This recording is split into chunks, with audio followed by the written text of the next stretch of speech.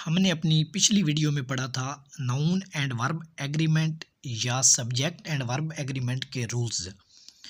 आज हम उन असूलों को अप्लाई करते हुए नाउन एंड वर्ब एग्रीमेंट की एक एक्सरसाइज करेंगे। ठीक है, पहला सेंटेंस है हमारे पास, each one of them were happy. अगर आप गौर से देखें तो मैंने आपको एक रूल पढ़ाया था कि कुछ ऐसे वर्ड हैं जैसे कि ईच है, आइदर है, नाइदर है, ठीक है, एवरी है। अगर इनको सब्जेक्ट के तौर पर यूज़ किया जाए तो इनके बाद सिंगुलर वर्ब आएगा, प्लूरल वर्ब नहीं आएगा। तो यहाँ पे अगर आप गौर से देखें तो यहाँ पे ईच वन को एक सब्जेक्ट के तौर पर यूज़ किया गया है, तो यहाँ पे वर नहीं आएगा बल्कि क्या आएगा, वाज आएगा।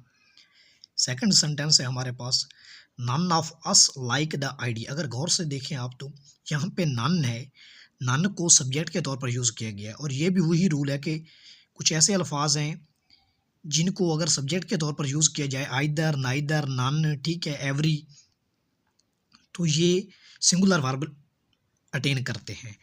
अब यहाँ पे नन सब्जेक्ट के तौर पर यूज़ किया गया, तो यहाँ पे हमें पता है कि सब्जेक्ट के बाद सिंगुलर फॉर्म वर्ब आती है और सिंगुलर वर्ब यहाँ पे लाइक के साथ क्या आएगा, likes. None of us likes the idea. ठीक है, नेक्स्ट एग्जांपल है, either of the two boys have read their lesson. अगर आप गौर से देखें तो यहाँ पे आइदर है, ठीक है, और अगर कोई भी सेंटेंस आइदर से स्टार्ट हो रहा है और आइदर यहाँ पे सब्जेक्ट के तौर पर यूज़ हो रहा है तो इसके बाद सिंगुलर वर्ब आएगा और यहाँ पे क्या आएगा, हैज़ आएगा। ठीक है, he go to school on foot. अगर आप गौर से देखें तो यहाँ पे सिंगुलर वर्ब है और सिंगुलर वर्ब के साथ, सॉरी, यहाँ पे सिंगुलर सब्जेक्ट है और सिंगुलर सब्जेक्ट के साथ हमेशा क्या आती है, सिंगुलर फॉर्म ऑफ वर्ब आती है। तो सिंगुलर फॉर्म यहाँ पे क्या है, गो है, गो नहीं आएगा बल्कि प्रेजेंट इंडेफिनिट का फिक्र है, तो यहाँ पे क्या आएगा, goes to school on foot.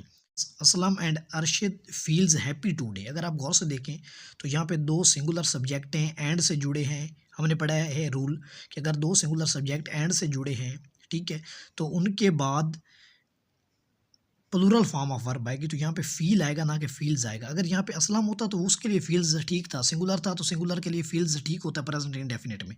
लेकिन अगर प्रेजेंट इंडेफिनिट में दो चीज़ें आ गई हैं, दो नाम आ गए, तो उनके लिए एस या ई एस का इजाफा नहीं होता, यहाँ पे फील आएगा। Neither food nor water were found. अगर आप गौर से देखें तो हमने पढ़ा है कि अगर कोई सेंटेंस में नाइदर नॉर आ जाए तो उसके बाद सिंगुलर फॉर्म ऑफ वर्ब आती है और यहाँ पे क्या आएगा, neither food nor water was found. ठीक है, 7 एग्जाम्पल है, a white and black dog are lying in the street. अगर आप गौर से देखें तो यहाँ पे दो सिंगुलर सब्जेक्ट हैं और वो सेम पर्सन को अगर रेफ़र कर रहे हैं, वो किसको रेफ़र कर रहे हैं, अगर सेम पर्सन को रेफ़र कर रहे हैं, एंड से जुड़े हैं, तो उनके बाद सिंगुलर फॉर्म ऑफ वर्ब आएगी। तो क्या आएगा, a white and black dog are नहीं आएगा बल्कि is lying in the street. Tigers lives upon their prey. अगर आप गौर से देखें तो यहाँ पे टाइगर्स है, प्लूरल फॉर्म ऑफ वर्ब है, तो यहाँ पे क्या आएगा, प्लूरल, यहाँ पे प्लूरल सब्जेक्ट, तो यहाँ पे प्लूरल फॉर्म ऑफ वर्ब आएगी, tigers live upon their prey. Either Ashraf और his friend have committed the murder. अगर आप गौर से देखें तो यहाँ पे अशरफ है और उसका फ्रेंड है, ठीक है, तो ये दो डिफरेंट पर्सन है, ये दोनों सेम सब्जेक्ट को रेफर कर रहे हैं। ठीक है, तो यहाँ पे सिंगुलर फॉर्म आएगी, आइदर अशरफ और his friend has committed the murder. एक और एग्जाम्पल है, everybody know that war is a terrible thing. अगर आप गौर से देखें तो यहाँ पे एवरीबॉडी सब्जेक्ट के तौर पर यूज़ हो रहा है और हमने पढ़ा कि एवरी ऐसा वर्ड है जिसके बाद सिंगुलर फॉर्म ऑफ वर्ब आती है, तो यहाँ पे क्या आएगा, everybody knows that war is a terrible thing.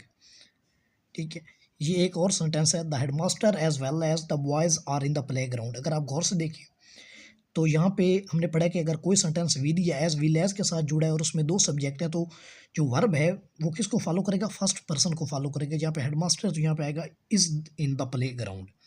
तो ये था हमारा आज का लेक्चर। स्टूडेंट्स, रूल्स को पढ़ लेना कोई बड़ी बात नहीं होती, रूल्स की प्रैक्टिस करना आनी चाहिए, उनको अप्लाई करना आना चाहिए, और अप्लाई करना उस वक्त आता है जब हम ज़्यादा से ज़्यादा एरर्स करेक्शन करते हैं। ये लेक्चर 1 MCQ पेपर के लिए बहुत इंपॉर्टेंट है। वो बंदे जो क्लर्क के लिए अप्लाई करना चाहते हैं, असिस्टेंट सब इंस्पेक्टर के लिए अप्लाई करना चाहते हैं, कोई भी 1 MCQ पेपर है, इवन के CSS में भी ये रूल्स आते हैं। ठीक है, एक करेक्ट ग्रामर लिखने के लिए, एक करेक्ट राइटिंग स्किल होने के लिए आपको इन रूल्स का पता होना ज़रूरी है। और ये रूल्स की लेक्चर सीरीज़ मैंने अपने यूट्यूब चैनल पे भी अपलोड की हुई है, पेज पे भी अपलोड की हुई है। अगर आपने नहीं देखी तो आप वहाँ से जाकर देख सकते हैं। मेरा यूट्यूब चैनल सेम नेम से है, CSS विद उमर के नेम से। Thank you for watching. अल्लाह हाफ़िज़।